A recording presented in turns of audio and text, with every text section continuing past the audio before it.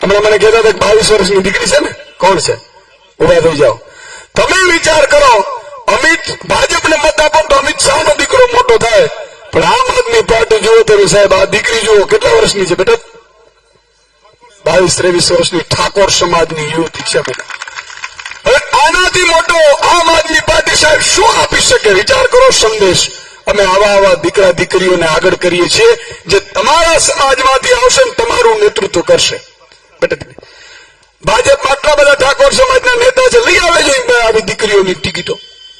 હાલતું નથી, મંત્રીઓનો નથી હાલતું. મંત્રીઓને પૂછો ને તો કે મુખ્યમંત્રી બિચારો કઈ નથી આપતો, એનો નથી હાલતો.